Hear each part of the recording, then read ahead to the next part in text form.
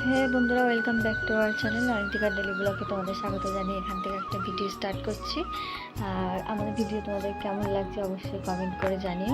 শোনা, ওই গাড়িতে তুমি বসবে? ঠাকুর বসবে না? তোমার গাড়ি কে কিনে দিয়েছে? বাবু। ভালো হয়েছে? ভালো হয়েছে দেখতেই পেলে। আর এগুলো সাজানোর জন্য জিনিস নিয়ে এসছে, এগুলো দিয়ে সাজাতে হবে। না তা অয়ন্তিকা দেখো, এখন এগুলোই ওর লাগবে। দেখো এই যে সাজানোর জন্য চলে নিয়ে এসছে। আর এই যে দেখো ঠাকুর নিয়ে এসছে। ঠাকুরটা খুব সুন্দর হয়েছে না বন্ধুরা? দেখো খাটে উঠে গেছে, গাড়ি এখন খাটেই চড়বে।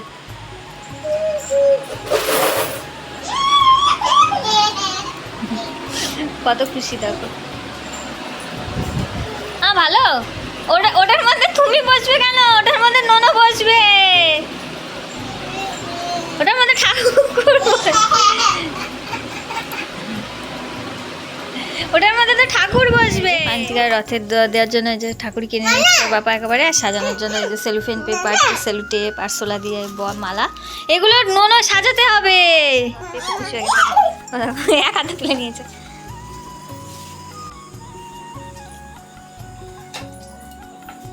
তো দেখো এই যে পুরো রথটা পাপা দিয়ে এসছে, সব এক্ষুনি নিয়ে এসছে। আন্টিকা তার মধ্যে ওটা নিয়ে খেলা শুরু করে দিয়েছে। আর ওটা নিলেই কান্না করছে, ওটা দিয়ে এখন খেলা হবে, ওটাই ওর গাড়ি। হ্যাঁ গাড়ি বাবা। হ্যাঁ বলো, শুভ রথ যাত্রা। আর তোমরা কালকে কে কে রথ চালাচ্ছ অবশ্যই কমেন্ট করে বন্ধুরা জানিয়ে। তোমাদের অয়ন্তিকা তো আগে বেরোবে, তো দেখো ওর মধ্যে তুমি বসতে পারবে না। তো বন্ধুরা দেখো, এখানে আমি সকালবেলা আজকে রান্না করেছিলাম। সকালবেলা উঠে হাত মুখ ধুয়ে ভাত বসিয়ে দিয়ে তারপরে রান্না করেছিলাম। ভেন্ডি ভাতে দিয়েছিলাম আর মাছের নুন মাছে মাছ ভাজাটা বসিয়ে দিয়েছিলাম। আর মাছ দিয়ে আলু দিয়ে কালিয়া টাইপের করেছিলাম। তোমাদের দাদা হয় না আলু ছাড়া মাছ দিয়ে শুধু পেঁয়াজ রসুন দিয়ে যদি কষা করে দাও খাবে না। তুমি যদি আলু কিংবা সবজি দিয়ে মাছটা ঝোল করে দাও তাও খাবে। আমি প্রথমে একদিন দিদি শুধু পেঁয়াজ দিয়ে কষা করেছিলাম দুটো মাছ, তো খাইনি, মানে আলু দিইনি, শুধু ওটা কষা করেছিলাম, তো খাইনি। সেই থেকে আমি আর মানে আলু ছাড়া কোনো তরকারি করি না। তবে এখন আলুগুলো ভেজে নিয়ে গোটা জিরে ফোড়ন দিয়ে তার মধ্যে মশলা দিয়ে হলুদ গুঁড়ো, নুন পরিমাণ মতো নুন, লঙ্কার গুঁড়ো, ধনে গুঁড়ো, জিরে গুঁড়ো সব কিছু দিয়ে ভালো করে কষিয়ে নিচ্ছিলাম সময় নিয়ে। আর তোমাদের অনেক রান্না করার পরেই উঠে গেছিলো, তোমাদের আর দেখানো হয়নি। তারপরে দেখো মশলা থেকে তেল ছেড়ে দিয়েছে ভালো করে। তারপর আমি অল্প পরিমাণে জল দিয়ে দিলাম, যতটা আমার লাগবে আন্দাজ মতন দিয়ে দিলাম। তারপরে মাছগুলো দিয়ে দিচ্ছিলাম, মাছ দুটো দিয়ে ঢাকা দিয়ে দিচ্ছিলাম। তারপরে আজকে ওয়েদারটা এত সুন্দর ছিল সকালবেলা, ওই সকালবেলা থেকেই হালকা মেঘ ছিল। তারপরে দেখো তরকারি বলতে বলতে ফুটেও গেছে, আলু গলে গেছে, সেটাই দেখছিলাম। আর আমার তরকারি পুরো কমপ্লিট। দাদাভাই এখন তো বেরিয়ে গেল অফিসের জন্য। আর আমার এখন কিছু কাজ আছে, সকালে বাসি কাজ, বাসন টাসন মাজা, ঘর বাড়ি ঝাড় দেওয়া সব কিছু বাকি আছে, তো আমি করে নেবো। তোমাদের দাদাভাইয়ের জামা কাপড় কাছে, মানে আমার প্রতিদিন কিছু থাক না থাক জামা কাপড়ের ডিউটিটা না কাচাটা বন্ধ যায় না, ওটা থাকেই প্রতিদিন। তো চলো বন্ধুরা, তোমাদের দাদাভাইয়ের জামা কাপড় টাপড় সব কিছু নিয়ে। আর এদিকে তো আজকে রথ নিয়ে বেরোবে, তা জানি না বৃষ্টি আজকে কী করবে না করবে। বাচ্চা মানুষ একটু বেরোতে পারলে ভালো হয়। তো চলো বন্ধুরা, কালকে তোমাদের দাদাভাই না রথটা সাজিয়ে রেখে দিয়েছে সেলুফেন পেপার দিয়ে, সোলার মালা টালা দিয়ে সব সাজানো আছে, সেগুলো আবার ঠাকুর ঘরে রেখেছি। নাহলে তোমাদের অন্তিকা থেকে সেখানে দেখো আমার চান টান সব হয়ে গেছে।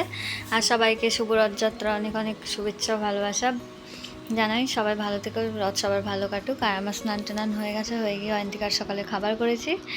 আর আকাশে মেঘমেঘ করছে, ছাদে জামা কাপড় দিয়েছি, যদি বৃষ্টি হয় তাহলে একবারে এখানে আমি অন্তিকাকে রেডি করে দিয়েছিলাম ওকে নিয়ে রথটা দেখতে বেরোবো বলে।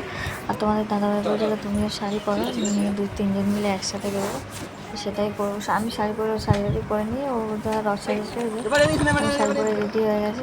আয়নার সামনে একটু স্টাইল মারছিলাম। দেখো অন্তিকা দেখো রথ নিয়ে বের হয়ে গেছে, মানে রথ টানছে গাড়ির মতো, মানে একটানেই চলে যাচ্ছে সারা রাস্তা, ফুল এইসব ছড়াতে ছড়াতে গেছে। মানে ওর একটা আলাদাই আনন্দ, প্রথম বছর টানছে, মানে কি একটা জিনিস আমি যেন টানছি, গাড়ি চালাচ্ছি এইভাবেই টানছিল।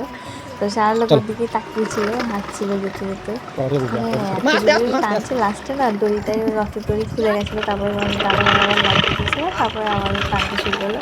আর বৃষ্টি পড়ছিল।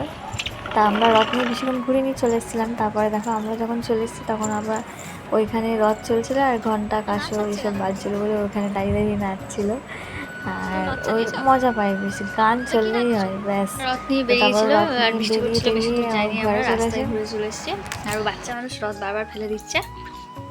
আর তোমাদের দাদাভাই গেছে এখন বাজারে, বাজার থেকে আজকে রথ মানেই তো হচ্ছে গরম গরম জিলাপি আর পাঁপড় ভাজা, তো সেগুলো নিয়ে আসতে গেছে। আর এমনিও আজকে আমাদের এখানে হাটবার, তো হাটও করবে। তো চলো বন্ধুরা, তোমাদের দাদাভাই বাড়ি আসুক, তারপরে কি নিয়ে আসি না নিয়ে এসে অবশ্যই তোমাদের দেখাবো। আবার তোমাদের দাদাভাই বাজার থেকে পাঁপড় কিনে নিয়ে এসেছিলো, সেটা ভাজা করছিলাম। আর এই যে ওদের খেতে দিয়ে দিয়েছিলাম। আর ইলিশ মাছ নিয়েছিলো, সেটা ভাজা করবো বলে তা ধুয়ে নিচ্ছিলাম। আর এদিকে মানে মেনুকা মাথায় দিলে ঘন্টা তোমাদের দাদাভাই গান ছেড়ে দিয়েছে, সেটা শুনে অনেক আর নাচ শুরু করে দিয়েছিল। আর নাচছিল বাবা মেয়ে।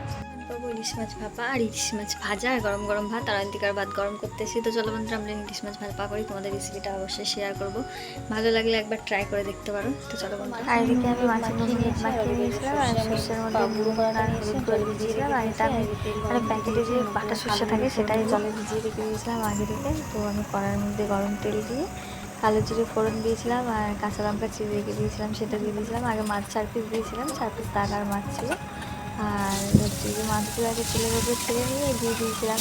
আর খানিকক্ষণ পরে দিয়েছিলাম সর্ষে বাটা, যার পরে সর্ষের জন্য রাখা জলটা, মানে বেশিক্ষণ ভাজিনি, ইলিশ মাছ ভাজতে নেই ভাপায়। তো ওই তেলের উপরে দিয়ে দিয়েছিলাম। তারপরে কাঁচা লঙ্কাগুলো সেরা ছিল সেগুলো ছড়িয়ে দিয়েছিলাম, দিয়ে ঢাকা দিয়ে দিয়েছিলাম। দিয়ে মানে আবার কিছুক্ষণ পর 10 মিনিট 5 মিনিট পরে এসে আমি মানে এক সাইড উল্টে দিয়েছিলাম, যাতে দু সাইডে ভালো করে সিদ্ধ হয়ে যায়। তো এই যে দেখো আমি এক সাইড করে। আর অন্তিকা মানে ওনার রান্না দেখতে প্রচুর পরিমাণে ভালোবাসে। তুমি যাই রান্না করো না কেন, কোলে উঠে বসে দেখবে, ওর কাছে কথা হচ্ছে। তো ও আমার কোলে ছিল তখনও পর্যন্ত। তো এই যে কোলে উঠে রান্না দেখছে, আর শুধু বলে মাম্মা রান্না মানে রান্না করলে কোলের কাছে গিয়ে নিয়ে নাও, ও রান্না দেখবে উঠে। রান্না দেখতে খুব পছন্দ করে। তার খানিকক্ষণ পরে এসে আমি আবার এক সাইড উল্টে দিয়ে পুরো রান্নাটা করে নিচ্ছিলাম। আর অয়ন্তিকাকে নিয়েই গোটা রান্নাটা আমি করছিলাম। আমাদের রান্না করতে বেশি সময় লাগবে না, রান্না প্রায় হয়ে গেছে। আর ভাপা করতে বেশিক্ষণ সময় লাগে না। তো তোমাদের লাস্টে আমি দেখাবো কেমন কি হলো না হলো অবশ্যই। তো চলো বন্ধুরা, একটুখানি পরে বল্লা বল্লা বল্লা বল্লা বল্লা বল্লা বল্লা বল্লা বল্লা। ভাপা আমার পুরো কমপ্লিট হয়ে গেছে। আর উপর থেকে আমি হালকা তেল ছড়িয়ে দেবো। তো দেখো পুরো একদম ভাপা রেডি। তো তোমরা একদিন ট্রাই করে দেখতে পারো। মাছের ভাপা হয়ে গেছে, ইলিশ মাছ ভাপা। তোমরা তো রেসিপিটা দেখতেই পেলে। আর যদি তোমাদের ভালো লেগে থাকে অবশ্যই একদিন বাড়ি ট্রাই করে দেখতে পারো। কে কীভাবে ভাপা করে খাও অবশ্যই আমাকে কমেন্ট করে জানিও বন্ধুরা। তোমাদের আজকের দিনটা কেমন করে কাটলো অবশ্যই জানিও। তোমাদের যদি ভালো লেগে থাকে অবশ্যই বেশি বেশি করে লাইক কমেন্ট সাবস্ক্রাইব আর শেয়ার করে আমাদের চ্যানেলটির পাশে থাকবেন বন্ধুরা।